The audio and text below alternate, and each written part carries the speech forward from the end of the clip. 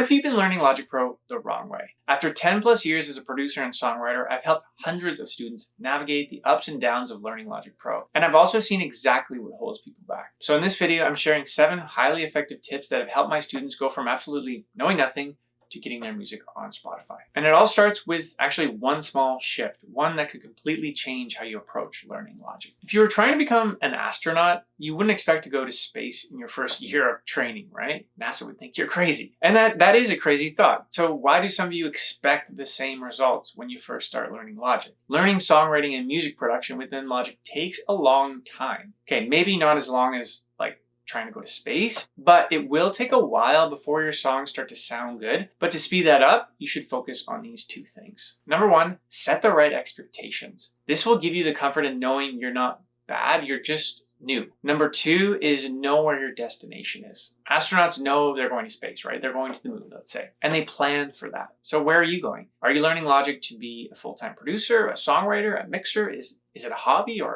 are you trying to make this a career? Your expectations and destination are the foundational elements to learning anything. So how can you go about doing this and plan this yourself? So let's break it down into steps. Step 1 is write out your destination in a 5-year time period.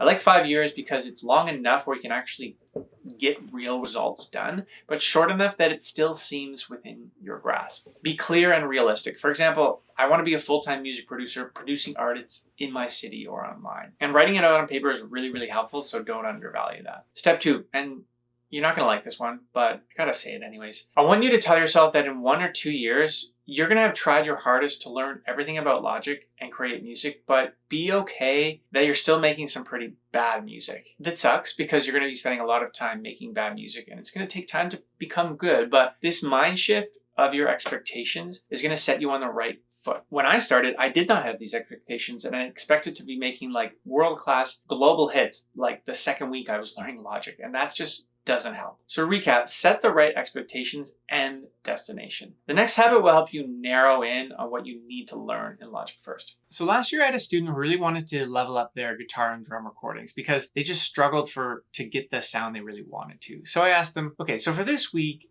just go and give it your best shot, and then in our Q&A meeting, come with some questions for me and I'm going to help you level them up, okay? Sound good? So a few days go by and then we meet in the Q&A meeting and I asked them, okay, so what questions do you have for me? And the questions were fantastic, but one small issue. None of the questions were related to guitar or drum recordings. They were all related to Logic Pro specifics like tools or settings. In general, great questions, but just misguided questions. And a lot of us fall into a similar trap when we're learning Logic. We just get distracted with all the stuff in Logic that Logic can do, but that doesn't mean we need to learn it all, right? Be focused with your learning and have it tied back to a task or what you want to accomplish. So does that mean you can't learn everything that Logic has to offer? Yes, in some ways it does, and I'm sorry, but you don't need to know everything in Logic. I don't know everything in Logic, and it's my full-time job. On the other hand, you will eventually want to learn a lot of things that Logic has to offer, but let the tasks guide your questions.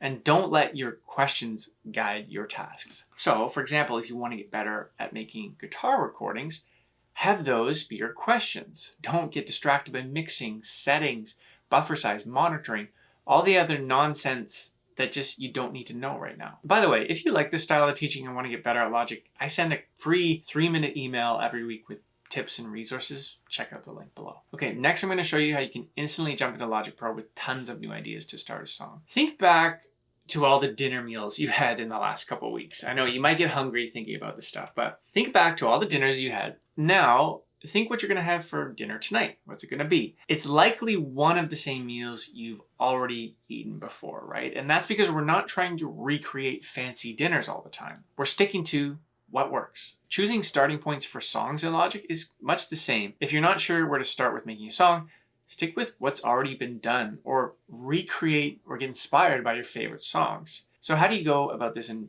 do this in Logic? Let's dive into an example and use 2 specific tools to try to recreate a song by the weekend. So step 1 is drag the song into Logic. Step 2 is use the free stem splitter tool. This tool is only available if you have an M1 Mac. I don't have an M1 Mac, so I'm going to show you a similar result by using a third-party tool.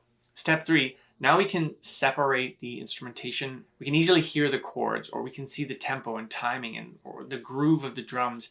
It's all there for us just to get inspired or actually just recreate it too. And by the way, it's okay to use this stuff for like personal project stuff, but please don't go out and actually use these sounds and release them in your own song. Das ist illegal. That's German for it's illegal, like don't do that. So if you don't have or don't want to use the stem splitter, do this instead. Step 1, drag the song into Logic. Step 2, add a channel EQ to the track. Step 3 is add a high cut and low cut to the channel EQ like this, so you can listen to specific frequency ranges. Now, you know I've taught you this before, but this is a really helpful technique just to listen to the instrumentation in a different way besides splitting the stems. It's also really easy, not easy, but it's much easier to do this in low end frequencies, but gets more difficult to identify frequencies when you start raising up into the high frequencies. There goes life so fast, like when shooting stars fade out. When I first started making music, all I did was recreate songs to learn what other producers were doing. It just gave me a huge amount of confidence and really helped train my ears to finally publish my own productions.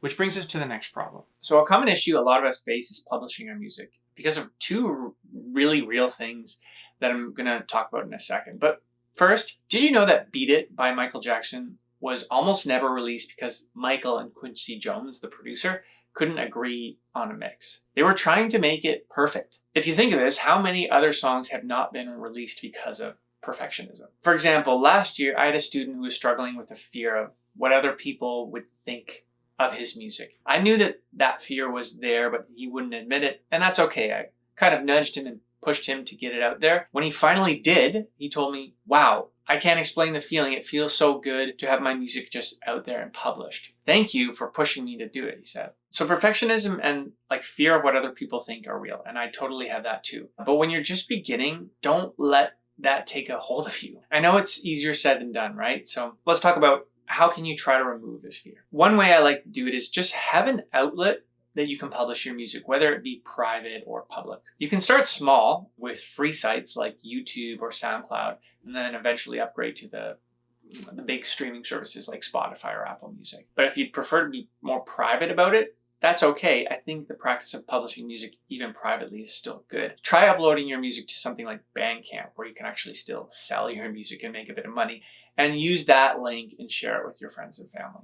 Keep in mind, there are a lot of songs in the world today, and they should include yours too. Like, don't let your art and your music just get lost or collect dust on a hard drive. Like, could you imagine a world without Beat It? So this next tip I think is going to help you break through that beginner wall and step into the world of professional music in Logic. If you're going to take any tip from this video, actually try to take all of them, but if you're going to take just one, make it be this one.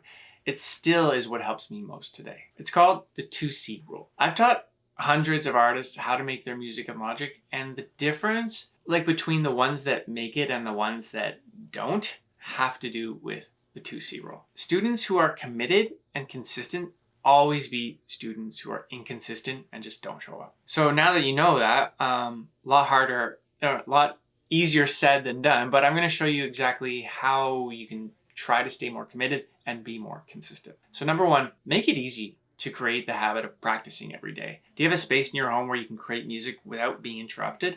If not, consider making a little nook for yourself. Number two is set reminders in your calendar to stay on top of learning and practice. Number three, and I really like this one, is apply an outside source of pressure with an accountability partner. So my wife does this with her friend, and then they talk every week about their goals and what they're trying to remain consistent with. And she said to me, it's really embarrassing when you're the one that has to show up on the call and be like, yeah, I didn't get the thing done this week. Number four is join a community or group of songwriters or producers, like the one we have at the Make Your Music community. Number five is attach a reward to your habit. I don't use this one, but it works for some people. Like every time you practice or show up, reward yourself with a dopamine rush, like eating some chocolate. I mean, it kind of makes you feel like you're like a little rat experiment, but it works for some. This is just a small list of things that can help you show up and be more consistent and committed. It's actually a lot of this stuff I just got from reading the book Atomic Habits by James Clear. If you haven't heard of that and you want to build these habits,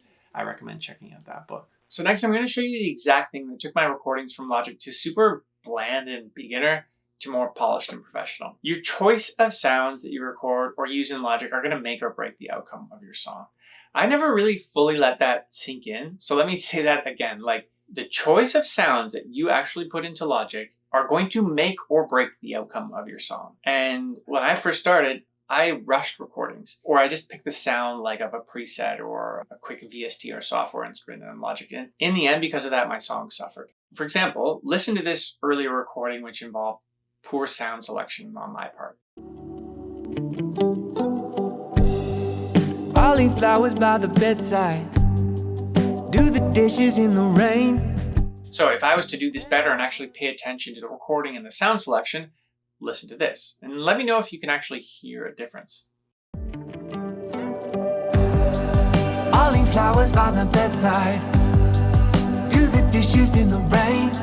So this is all great, but how do you actually get better at sound selection and recording? Here's the answer that you're not looking for. It takes years of practice and training your ears to understand this and get this stuff. Here's what I would do if I was just starting out today. Step one, I would create a song in Logic or record an instrument to the absolute best of my ability. So let's say you're recording the guitar. Try to record the guitar, set up the mic, get it going in Logic to the best of your ability. So what does that mean? It means you actually use all of your power and skills to make it sound the best you can. And you have to do this step before going on to step two. Step two is, once you've taken it to the limit of your skill set, you can ask a professional what they think of the sound and how they would improve it. This feedback system of doing something to your limit and then getting feedback from a professional is the only and I think best way to learn, and it's exactly what we do in the Make Your Music community. Either way, your recordings are going to suffer if you don't have the right gear or equipment, which brings us to the next tip. So do you need expensive gear